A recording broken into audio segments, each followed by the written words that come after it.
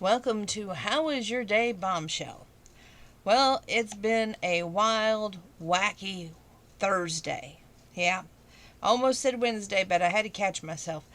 Anyway, wanted to talk to y'all for just a brief moment. Um, so, how was my day? Well, let's start from the top and just work our way through it. Got up, got ready for work, and then after I got ready for work, um, decided that I was going to work.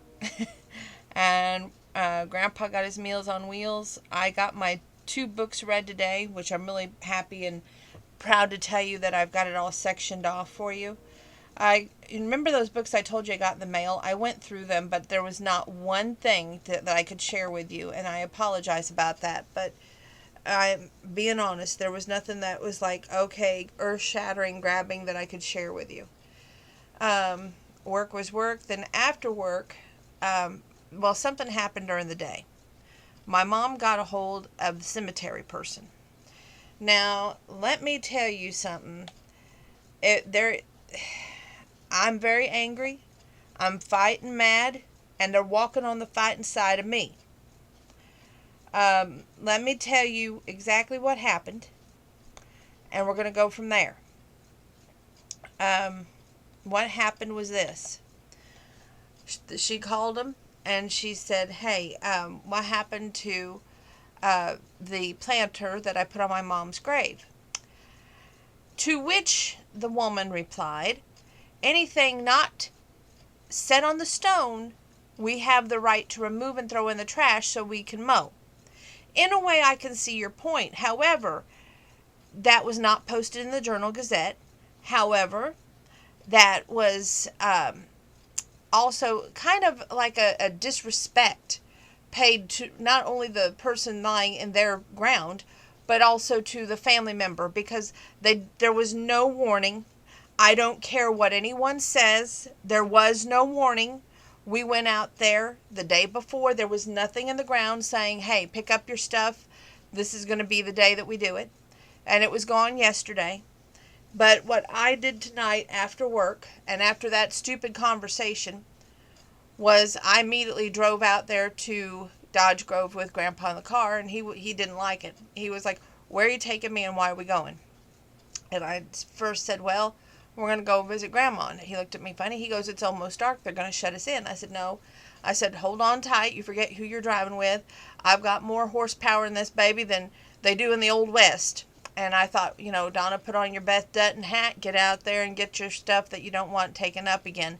Because just because they didn't take it up this time doesn't mean that they won't take it up next time. However, I wanted to make a very good point here.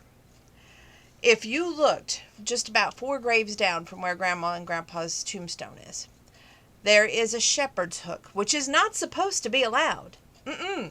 Remember, if it's not on the grave, you can't have it. And on that shepherd's hook was a whole bunch of balloons. Now, what is good for one is good for all. I don't believe in special treatment. I don't believe that one is better than the other.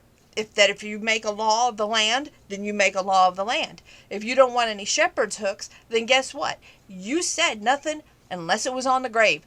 Take that thing up, or you owe our family a freaking heart holder with a vase so we can honor our mother, and put it in front of her grave, because she has just as much right as anyone else, especially if they have a shepherd's hook. And I'm very irate over this. I don't really want to argue on Facebook anymore. To me, Facebook is becoming a line of just arguing. And I got on there tonight, and yes, I did a Facebook Live because I was very angry and irate, and half the time my Irish temper gets the half of me better than anything else. My mom would say that's why I can't commit to a relationship very long. Maybe it is. But when I have a point to prove, I'm going to die on that hill, as Matthew McConaughey would say in his book. And I just believe what is right for one is right for all. You should not make a rule, that is, and then honor it with some and not all. That's disrespectful, and I think that it was dishonorable. And I honestly think that anybody who takes something off a grave and doesn't put it back or puts it in the wrong place, that's just wrong. You're discrediting the family, you're discrediting that person who's lying in your ground at your cemetery. And it's just like ancient burial grounds. When people would disrespect ancient burial grounds, karma comes back to them. That's all I'm going to say on that. I have started reading a new book tonight, Maisie Yates, The Rancher's Wager, 20 pages in already. It's that good. And she's one of my favorite authors. So I was glad that I found that book in my book bag. And I have a system. I have the bag located behind me. I put all books in that bag that I have not read. I reach down till I find a book that has grabbed my attention and pull it out and then read the back. And I'm like, okay, I'll read it. This one I had found on eBay, 4 or 5 weeks ago, and I was lucky enough to find it for $4.08, even if it was acceptable, which there's no page missing out of it. It's in great condition, and after I get done with it, all it's going to do is go right up to the Candy Kitchen and be on their wall for some person who likes to read as much as I do, or maybe enjoys Maisie Yates books as much as I do, for them to check out and take home with them. So, I love doing that. I think that's helping others, and that's all what I'm about in 2021 is helping others. Anyway, after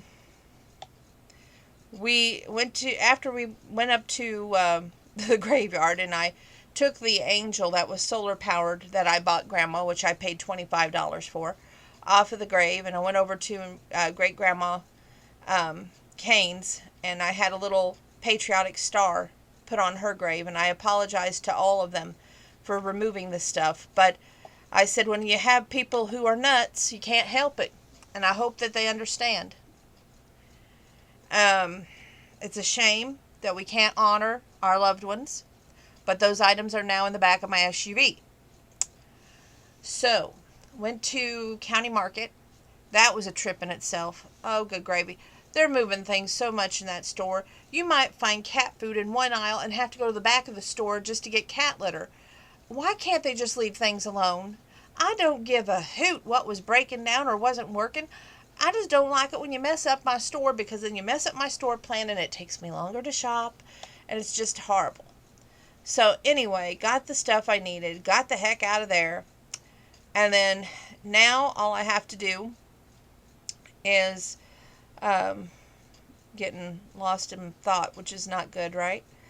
Come home. We went to Arby's, got our food, and then we came home. After we came home, which was fun, we had our food, and the storm hadn't really hit then at that point. It was just more or less blowing a little bit of drizzle, but not too bad. Because it was so funny. I looked at the clock, and I'm like, it's not even 8 o'clock. He's like, you did good work. I'm like, yeah, I know. I couldn't have done it otherwise. So I was glad that I got the work done and got what we needed done. And I'm just very irate at the whole situation. I can't say it enough right now. So I'm going to try and calm my nerves down.